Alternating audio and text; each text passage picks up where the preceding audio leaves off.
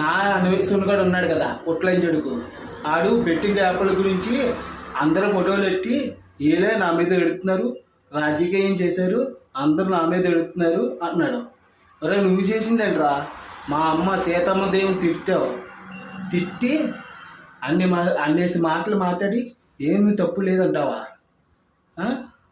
Betting యాప్లో చేసిన వాళ్ళ మీద వాళ్ళే చేశారని అంటావా?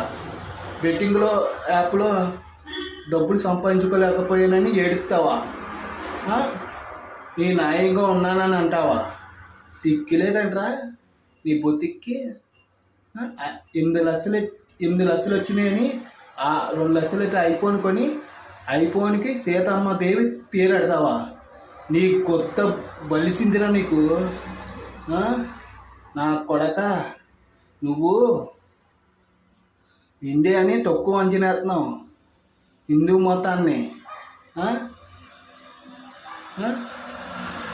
కొచ్చేలా కొడక, నీ బతుకు ఎలాంటిదంటే కుక్క కంటే ఇస్తరా బతుకురా నీది. ఏ టాపిక్ ఉందా? ఏ టాపిక్ మీద చేద్దామా? ఏ టాపిక్ మీద డబ్బులు సంపాదిద్దామా? యూట్యూబ్ లేకపోతే నీ బతికే లేదురా కుక్క.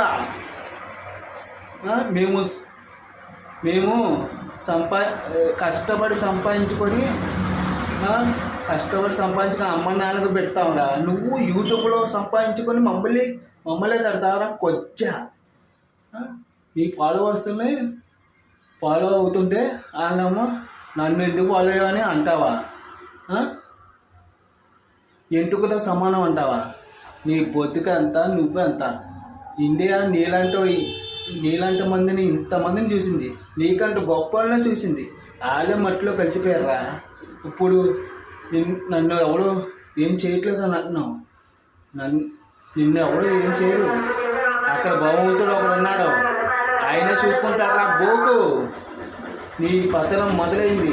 దేవుడు ఇంకా లెక్కేస్తున్నాడు. నువ్వు ఎంత పాపం చేస్తున్నావో, నువ్వేం చేస్తున్నావో అన్నీ చూస్తున్నాడు. ఒక్కసారి దెబ్బ కొడితే నీ బాడీ తూట్లుగా ముక్కలుగా ఏమీ వెళ్ళగదరా. ఇండియాలో ఇంతమంది పోయారా. నువ్వంతరా, నీ బతికి అంతరా అనివేసిన కొడక. నీ బతికి కుక్క బతికనేది. ఇండియా మీద ఈ వీడియో చేసుకుని బతికే నువ్వు ఇండియా గురించి మతాల గురించి మాట్లాడతావా?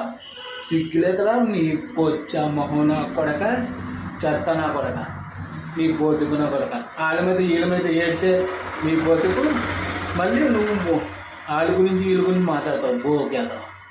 ఇండియా గురించి